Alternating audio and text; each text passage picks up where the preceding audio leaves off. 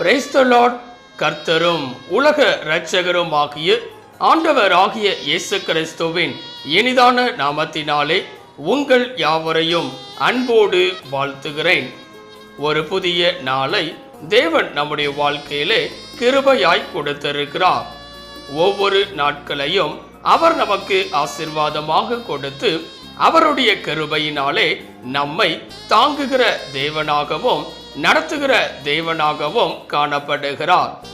நிச்சயமாய் இந்த நாளையும் அவர் நமக்கு ஆசீர்வாதமாய் மாற்றி கொடுப்பார்.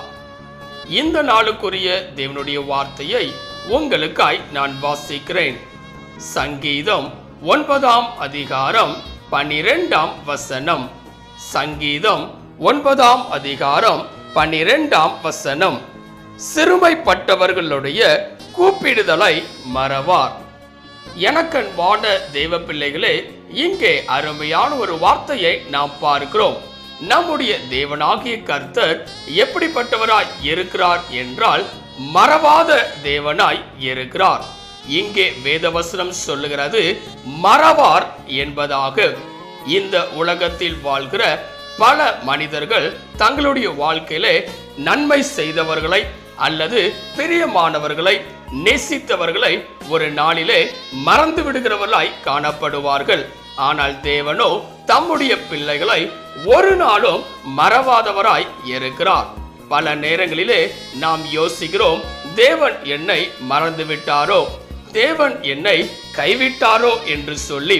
ஆனால் தேவனாகிய கர்த்தர் தம்முடைய பிள்ளைகளை ஒரு நாளும் மறவாதவராக, ஒரு நாளும் கைவிடாதவராகவே காணப்படுகிறார். இந்த காலவெளியிலே எவைகளையெல்லாம் என் தேவன் மறவார் என்று சொல்லி ஒரு சில காரியங்களை சிந்திக்க போகிறோம். முதலாவதாக வேதம் சொல்லுகிறது, சங்கீதம் 9ஆம் அதிகாரம் 12ஆம் வசனத்தை வாசிக்கும் போது, சங்கீதம் 9ஆம் அதிகாரம் 12ஆம் வசனத்திலே இரத்த பலிகளை குறித்து அவர் விசாரணை செய்யும் போது அவைகளை நினைக்கிறார். சிறுமைப்பட்டவர்களுடைய கூப்பிடுதலை மறவார். இங்கே பார்க்கும் போது முதலாவதாக வேதம் சொல்லுகிறது நம்முடைய கூப்பிடுதலை அவர் மறவார் என்பதாக.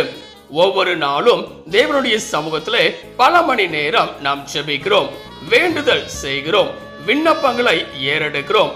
பல நேரங்களிலே நாம் யோசிக்கிற ஒரு காரியம் என்னவென்றால், இவைகள் எல்லாம் நம்முடைய வாழ்க்கையிலே நிறைவேறுமா, கர்த்தர் மறவாதபடிக்கு நம்முடைய ஜெபங்களை கேட்பாரா என்று சொல்லி. ஆனால் இங்கே வேதவசனம் சொல்லுகிறது சிறுமைப்பட்டவர்களுடைய கூப்பிடுதலை மறவார் என்பதாக. நம்முடைய கூப்பிடுதலையும் கூட என் தேவன் ஒரு நாளும் மறக்காதபடிக்கு அவதை நிறைவேற்றுகிற தேவனாகவே காணப்படுவார். இந்த காலவெளியிலே உங்களுடைய ஜெபங்களானது நிறைவேறாமல் இருக்கிறதே என்று சொல்லி சோர்ந்து போனவர்களாக நாம் காணப்பட்டு கொண்டிருக்கலாம். ஏன் என்னுடைய வாழ்க்கையின் சூழ்நிலைகள் இப்படிப்பட்டதா இருக்கிறது என்று சொல்லி நீங்கள் நினைத்து கொண்டிருக்கலாம். ஆனால் இந்த காலவெளியிலே உங்களுடைய கூப்பிடுதலை அவர் மறவாதவராக, நிச்சயமாய் உங்கள் ஜெபங்களை கேட்கிற தேவனாக காணப்படுவார். முதலாவதாக சிறுமைப்பட்டவர்களுடைய ஜெபத்தை மறவார்.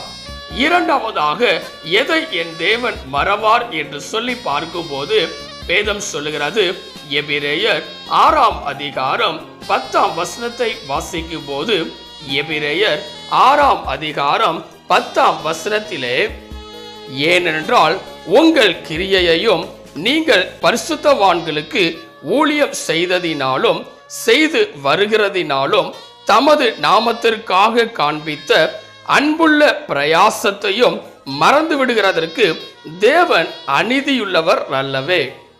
இங்கே பார்க்கும்போது இரண்டாவதாக வேதம் சொல்லுகிறது அன்பின் பிரயாசத்தை அவர் மறந்து விடுவதில்லை என்பதாக. ஆம் பிரியமானவர்களே, இன்றைக்கு பல நேரங்களிலே தேவனுக்காக பல காரியங்களை நாம் செய்து கொண்டிருக்கிறோம். தேவனுடைய ஊழியர்களுக்கு பல காரியங்களை நாம் செய்து கொண்டு வருகிறோம். அன்பின் நிமித்தமாக தேவன் மீது வைத்திருக்கிறதான பெரிதான அன்பின் நிமித்தமாக பல காரியங்களை நாம் செய்து கொண்டு வருகிறோம். இது நிமித்தமாய் பல நேரங்களில் நாம் யோசிக்கலாம், இப்படியெல்லாம் செய்கிறோமே, தேவன் நம் மீது இரக்கம் பாராட்டுவாராம், நம்மை மறவாதபடி இருப்பாரா என்று சொல்லி. ஆனால் இங்கே வேதம் சொல்கிறது, அன்பின் பிரயாசத்தை மறந்து விடுவதற்கு அநீதியுள்ள தேவன் அவர் அல்ல என்பதாக. இந்த காலவெளியிலே நம்முடைய வாழ்க்கையிலும் கூட பல காரியங்கள் தேவனுக்காக ஏறெடுப்பவர்களாக, பல பிரயாசங்களை ஏறெடுப்பவர்களாய் நாம் இருக்கலாம். இந்த காலவெளியிலே உங்களுடைய வாழ்க்கையிலே நிச்சயமாய் என் தேவன் அதை மறவாதபடிக்கு உங்களை ஆசீர்வதிக்கிற தேவனாக காணப்படுவார்.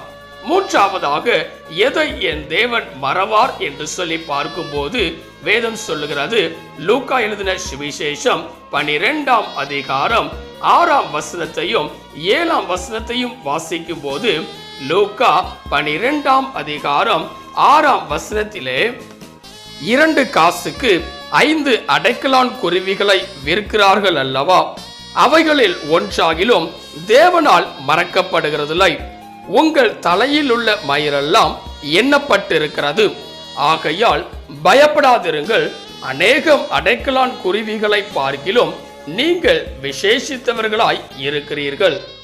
இங்கே பார்க்கும்போது மூன்றாவதாக வேதம் சொல்லுகிறது, நம்முடைய வாழ்க்கையிலே சின்ன சின்ன காரியங்களை கூட என் தேவன் மறவாதபடி இருப்பார் என்பதாக வேதம் சொல்லுகிறது.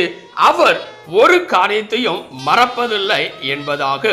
இந்த காலவேளையிலே இதை கேட்டுக்கொண்டிருக்கிற எனக்கு அன்பான தேவ பிள்ளைகளே, நம்முடைய தேவனாகிய கர்த்தர் எப்படிப்பட்டவராய் இருக்கிறார் என்றால், மறவாத நேசராய் இருக்கிறார்.